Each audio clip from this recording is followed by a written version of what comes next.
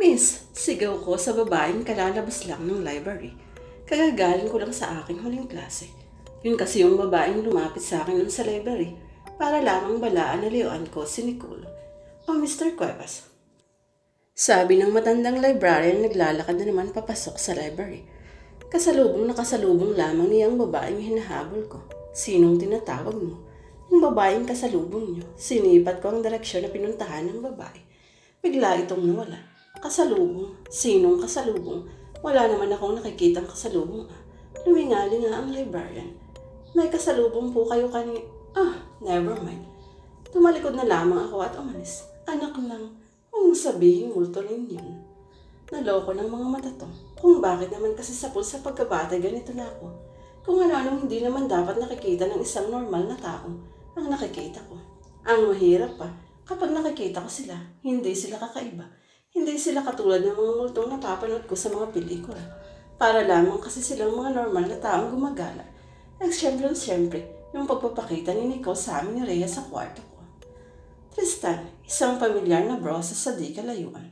Napalingon ako. Si Rhea ito. Oops, sigaw niya. Huwag kang magalala. Hindi kita hahabulin. Huwag ka nang tatakbo. Tatawa-tawa ito. Binabati lang kita kasi masyado kang seryoso. Sige bye, sabay talikod niya. At mga lalakad palayo. Kaya sandali. Halos madapa na ako sa bilis ng paglakad ko. Hindi niya ako nilingon. Nagmamadali talaga siyang umalis. Tumakbo na ako para maunahan siya at maharangan. Nang pumilit siyang tumalilis, ay noon ko na rin nakumpirma na iniiwasan nga niya ako. Tamo ka, sabay hila ko sa braso niya.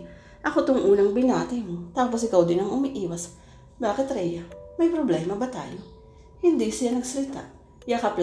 Kaplamang niya ang binder. Nakayuko. Tingnan ko siya pababa, at kayon ko lamang napansin na nagbalik na siya sa dati niyang forma. Yung nakamahabang sayang pang matanda. Kasi, tingnan ko ang mukha niya. Hindi na siya nakasalimin at nakabraces. Kasi hindi ako nakaporma. Sabay hawak niya sa long skirt niya. Nakakahiyang sumabay sa'yo. Hindi ako nakapagsalita kagad. Hindi ko alam ang sasabihin ko. Kasalanan ko rin yun. Ganun kasi ang sinabi sa kanya nung nasa high school pa lamang kami. Madalas ko kasi siyang nakakasabay noon sa corridor ng school. Naalala ko pa. Hi Tristan, pwede bang sabay tayong mag-snack? Hindi.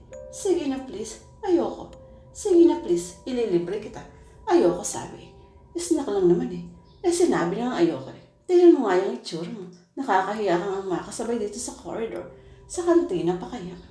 Kakaunti lang kasi ang pamporma ko. Pagantala niya sa pagbabalik tanaw ko. Kaya ganito ulit ang suot ko. Sige na Tristan, bye. Sabay talikod. Sandali lang Rhea. Nahata ko muli ang kanyang braso. Pero this time mas malakas. Para mahalikan ko siya sa kanyang mga labi. Halatang nagulat siya sa ginawa ko.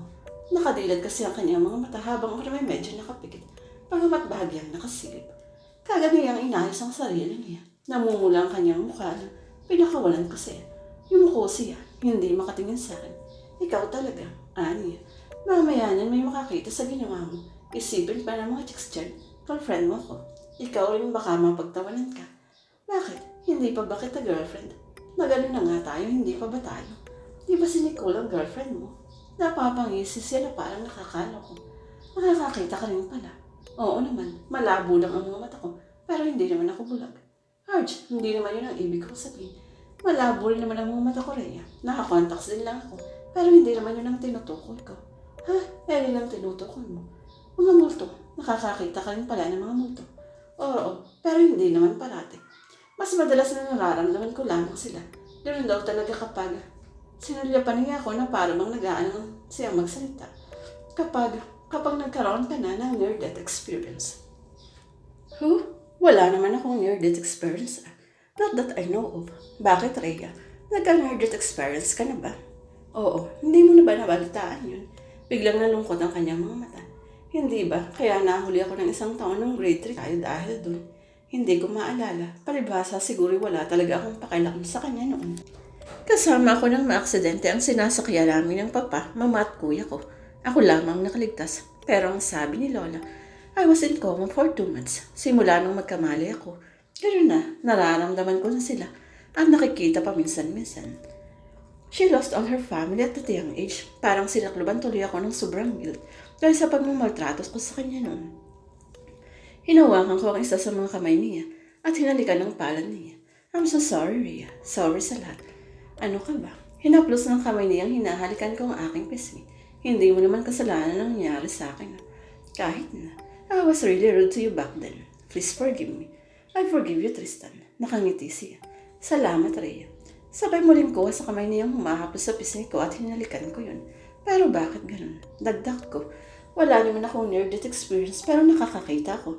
Hindi lamang multo, pati mga ligno at lamang lupa.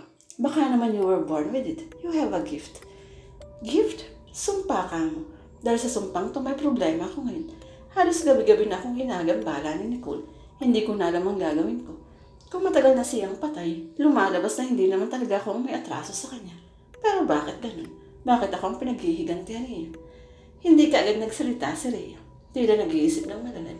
Gusto mo bang tulungan kitang malaman ang mga kasagutan? Talaga, tutulungan mo ako kung gusto mo lang naman. Oo, Rhea. Hinagip ko ang balakang niya at saka ko ito hinapit papalapit sa akin. Gusto ko at hinalikan ko siya muli. Ang lambot ng mga labi niya. Ang sarap kagat-kagatin. May ba't dumating ng mga Starbo? Si Luke kasama sina Bench, Mitch, Jason at Helga. I smell romance. Panunokso ni Mitch. Sabi ko ng bagma, magiging kayo na rin sa huli. Magkamukha kasi kayo. Alam niyo yun. Nagkatinginan kami ni Rhea. Nginitian ko siya. Tayo nakilikiling na umiwas naman siya ng tingin sa akin. Hoy Rhea, si Helga. Ano na naman ba yung suot mo? Hindi ba sabi ko sa'yo pakita mo ang asset mo? Ang ganda-ganda ng legs mo pero ang haba-haba naman ng palda mo. Ano naman ang masama sa suot niya? Pagsingit naman ni Jason, nakatingin siya kay Helga. Ganyan nga dapat ang mga sinusuot mo para hindi ako napapaaway sa mga tumitingin sa legs mo. Excuse me, Lolo Jason. Nakapamayawang na singhal sa kanya ni Helga. Ikaw ang magbarot sa'yo kung gusto mo. Aanhin ko ba ang magagandang legs ko kung hindi ko i-display, no? Aanhin? Di panglakad. Di ba yun naman talaga ang silbi ng mga bintit pa? Sasagot pa sana si Helga nang pumagitna na sa kanila si Mitch. Hep, tama na nga yan. Kina Rhea at Tristan ang moment na to. Pakisingit naman kayo. Sumulyap sa akin si Mitch at ngumiti. Sige, tutuloy na muna kami. Sabi ko sabay hila kay Rhea papalayo sa mga katropa ko. Saan kayo pupunta, Tristan? Habang nagpapakatianon siya. Sa paghila ko, sabi mo tutulungan mo ko. Oo nga, pero saan tayo pupunta? Sa crossing, ituturo ko sa iyo kung saan kami nagkikita. Baka sakaling makikita o mararamdaman ka doon na hindi ko nakikita at nararamdaman. Lalakarin natin nang makalabas kami sa gate. Hindi, dito lang sa labas nakapark ang kotse ko ngayon. Bakit? Nag-expire na kasi ang gate pass ko. Hindi ko pa nare-renew. Ang yaman nyo naman. Nasa college ka pa lang may kotse ka na. Aniya habang papasok na kami sa kotse. Hindi naman. Ang nag-umpisa na akong magmaneho. Ako kasi, kung wala akong scholarship, baka hindi ako makapag-aral. Matanda na kasi ang lola. Hindi na siya nakapagtatrabaho. Yung savings naman na naiwan ng parents ko, naubos na lahat para makatapos ako ng high school. Grabe naman pala ang pinagdadaanan niya. Hindi ko akalain na noong mga panahon na hinahabol niya ako. Noong mga panahon na pinagsasalitaan ko siya ng masasakit, may trahedya at mabibigat na pasanin na pala siyang dinadala. Kawawa naman si Rhea. Nakadagdag pa yata ako sa pasakit na isinampal sa kanya ng buhay. Hindi bale, ngayong okay na kami, mabawi ako. Simula ngayon, gagawin ko ng project ang mapasaya, mabantayan at maalagaan siya. Wala na akong pakialam kahit ano pa ang suotin niya. Basta kung ano at sino siya tatanggapin ko. Dahil ngayon sa wakas, nauunawaan ko na hindi mahalaga kung anong physical na anyo ng isang tao. Ang mas mahalaga ay kung ano ang anyo ng kanyang puso at kaluluwa. Tristan, sabi niya nang pinuntahan namin ang eskinita kung saan kami nagtatalik noon ni Nicole, namumutla siya. Umalis na tayo. Bakit anong naramdaman mo? Ha? Ang sabi ko, kung ano ang naramdaman mo. Bakit ka namumutla? Umalis na tayo, Tristan. Nakapagtataka na muna pa siyang sumakay ng kotse. Sumunod naman ako. What's going on, Rhea? Paandalin mo na ang kotse, Tristan. Umalis na tayo, please. Takot na takot ang itsura ng mukha niya. Pinaandal ko na ang sasakyan pero nang makalayo-layo na kami. Rhea, ano bang nangyayari? Sabi ko sa kanya. Galit na galit siya sa akin, Tristan. Ako lang ang dahilan kung bakit hindi ka nakarating sa inyong tagpuan. Papatayin daw niya ako kung hindi kita lalayuan. Pero bakit hindi ko siya nakita? Hindi ko alam, Tristan. Ihatid mo na ako sa dorm, please. Pero, please, umiiyak na siya. Gawin mo na lang, please. And I did what I was told. Mag-iingat ka, Tristan. Sabi niya matapos niyang bumaba sa kotse ko. Galit na galit pa rin siya sa'yo. Hindi raw siya titigil hanggat hindi nakakaganti sa'yo. Teka, pero paano ka? Huwag mo na akong intindihin. Hahanap ako ng makatutulong sa atin. Sa ngayon, huwag muna tayo magkita para humumpa muna kahit papano ang galit niya. Pero, Bay Tristan, anong bay? Kailan tayo muling magkikita?